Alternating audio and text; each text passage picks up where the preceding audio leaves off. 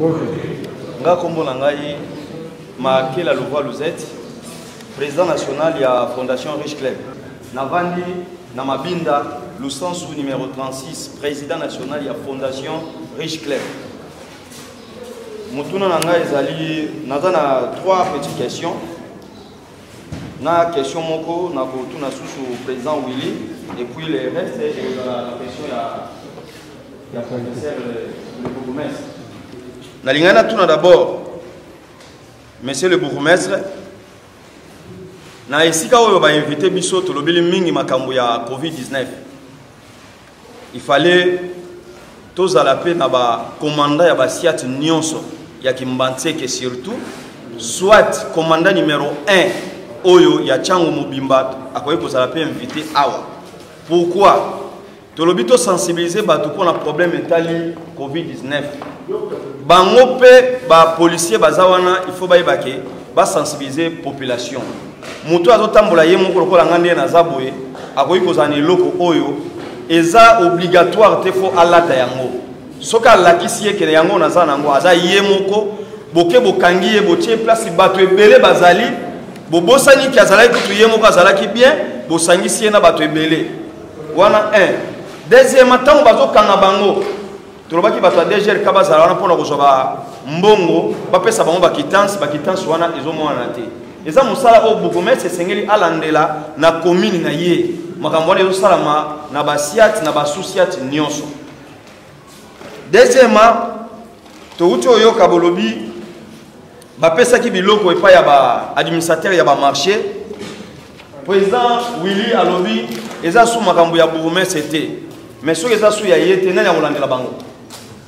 Na lingaki o mekano ko rectifier pe place wana eza sous makambo ya bourgmestre te parce que eza makambo na ye mutaza mukonzi na bango. Bapesi bango biloko bacha na ba marché bato basokola maboko biloko wana ezomona te.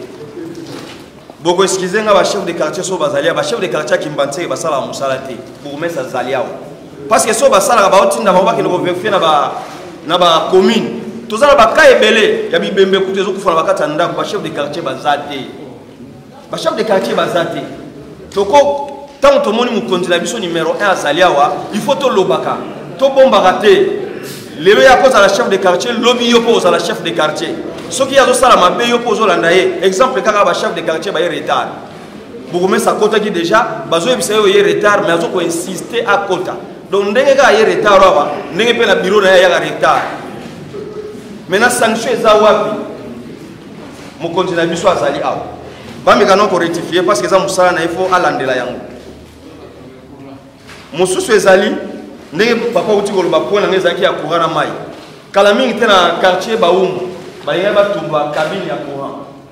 So bolobi ki bwana ba chef de quartier bo mekano ko loba chef de quartier ya quartier Baum. Bangaba tumba cabine ya courant ata chef de quartier ata chef de rimota bimaki wana mais na yoki ke ba chef de quartier bazali ba chef de ri bazali mais c'est le bourgmestre wana peso ezali musala oyo il faut ba chef de quartier ba numéro na bango ezaka teke basi na bango ou bien tant ba tindela bango message ya ko zombo na banque ba yambaka ba appel wana ba yambaka pe ba appel ya population ba yebaka na point nyonso problème nini ezoleka kuna.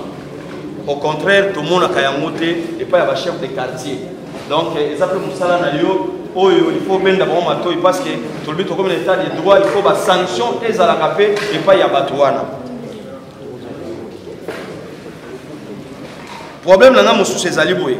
To salisi réunion à Léona Mikolim, autorité numéro 1 Kimbantseke Azali, Kimbantseke est dans 46 quartiers. Moukoloni, tu as sensibiliser Batoubaza côté à Singaïnga, pour les Kimbantseke. Parce que batunyo so baye awa na limite bata singainga bakoza na makoki ya kokende ko sensibiliser bango pona maladie oyo ezokotumisa biso. Toza sur na nouvelle mususu ya koloba et pas bourgmestre c'est soka za déjà informé ou bien za informé te. Commune ya Kimbantseke ba pesi yango ba cabine ya courant biloko nyonso à part quartier moko ya Biela. À part quartier moko ya Biela azu biloko wana te. Banque mondiale a financé mbongo a pesi ba cabine na ba commune nyonso ba courant otoza na moté mais ya che mbongo ya sika po ba pesa ba nyonso ba cabine ya courant ya sika bourgmestre wana pe eza parmi ba attribution na yo ozolo banini. Pourquoi chef de quartier wana ya biyela azalaka absent mukolo Banque mondiale abengisi ba chef de quartier nyonso. Maintenant to pesi yango lelo et pas ya bourgmestre alandela biso parce que bato wana biyela pe ici batomboki. Kala mingi to omona ke côté mususu ba ocha courant bango kuna basali rébellion. Pour la problème ya kuluna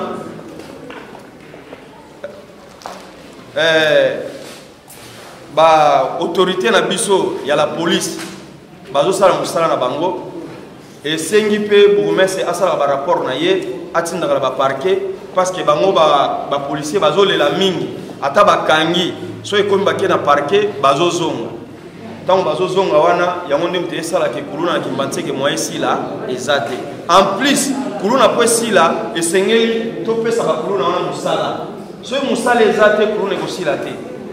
Tant que nous avons bateau comme la balabala, ba chantier ezali, ceux qui assez acquis la chantier à lembi, n'indimite na pourquoi ko caler sous moto. Mais le fait bazaka na banda pour misala ezate, il faut to créer ba misala pour les salaki. Deuxième république na biso ko banda dokoloti cimetière, na on to mona bateau ba kombola ya moté. Samedi eza ko kombola balabala te. Il faut bateau mo bazala en permanent. Kalaming tembule linge banda batera se wana to baniko kirango to komiti na vac ti na vac to suki pour na ni ba matériel les abisoté to do senga pe na commune après ça biso ba moyen chef de l'état lobaki na magamba covid-19 ba bourgmestre bozwa charge ya kocha mai batuk bisika nyonso tu. Mais le temps bozo tinda biso to ke no webisa ba église ba hôpital ba somba bibloko wana bazokoka kosomba yango te eza pasi o ezozonga toujours c'est que makambo to sala awa et ko aboutir na rien parce que d'abord soto ke na marché ngalo na entrée wana kaka to mona kata eloko ya kosokola maboko te mais tozana papa na biso numéro 1 o aza bourgmestre Kimbantseke Azali chef de l'état lobaki eza charge na bino atala bambonga mike ya ba taxe ba futela biso awa bosunga biso bato bobengisi awa soit ba ONG ba église ezali awa bomeka kopesa biso to komisa maloba o bino bozana yango epai o bino kokoma te mais ko salama tango nyonso faut bato wana bazala na ba moyen problème ya cimetière ya Kimbantseke bourgmestre alobi ezalaka kokambama na ye te. Mais le premier août, nous avons dit que nous avons dit que cimetière Kimbantseke est dans la commune de Kimbantseke. Bato bazo sala kuna baja ya l'État. Ceux qui m'ont attaqué au Futambongo bakundi sanction na bango ezali ti lelo. Ata toke to che banderole te la police mi bale mu beza place wana. To ko instruire bango te ke aweza so esika ya kukunda te. Mais au moment de la police, ils ont bateau baye bakundi, lobi pe eleki, tozo zela kaka soki problème yé, toke ko intervenir au lieu que to sala que avant problème ya to intervenir. C'est ça mingi vraiment ko lobi zali mais mukio na lobi monsieur le bourgmestre en tout cas aujourd'hui la mission solution dans makambo wana.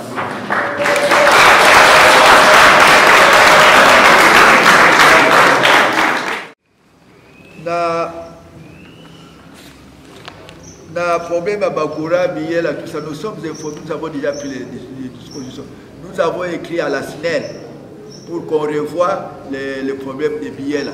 Je pense qu'on viendra pour installer les poteaux. Parce que Biela nous a écrit. Il nous a même donné des propositions, nous avons déjà pris en compte ces choses-là. Bakoulouna a la même chose.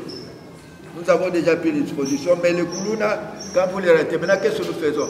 Quand on arrête le Koulouna de Kimbantseke, c'est le major lui-même qui les transmet à la ville, au parquet, avec lettres, avec les noms et les adresses, pour dire que quand les Koulouna sortent de la prison, vous devez le contrôler.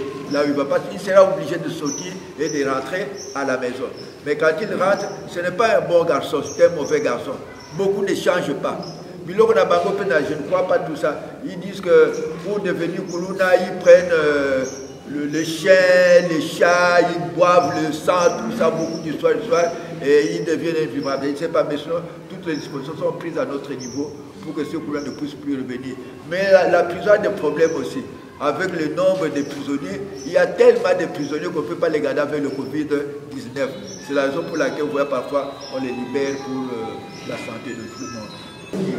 Moi, je tire l'attention aux ONG de Kimbaseke. Beaucoup d'ONG de Kimbaseke n'ont pas le matériel, ne sont pas bien organisés. Il y a beaucoup d'ONG qui se sont fait enregistrer dans le cas de Guinée, Bobeto. Mais ils n'ont pas de matériel, ils n'ont rien. À part Floride, celui qui a posé, beaucoup d'ONG n'ont pas de matériel. Ils veulent seulement que la commune leur donne du matériel. Mais au moment où nous-mêmes, nous n'avons pas assez de matériel. Donc je demande, quand vous vous lancez dans les ONG, vous devez être capable d'organiser votre ONG, vous devez être aussi sur le terrain pour qu'on voit ce que vous êtes en train de faire réellement. Et vous devez faire rapport chaque année à la commune.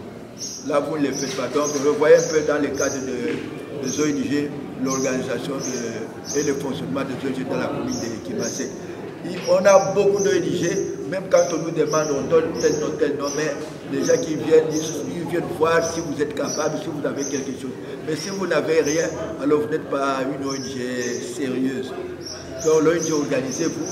Nous sommes prêts à vous recevoir, à travailler avec vous, mais vous devez être conséquent dans ça, vous devez être bien organisé. Vous devez aussi avoir vos matériels, tout ça, pour travailler ensemble avec vous. Parce que vous demandez un partenariat. Quand vous n'avez pas de matériel, comment vous allez créer ces partenariats? Voilà, c'est plus ou moins ce que je peux dire à propos de toutes les questions que vous avez posées.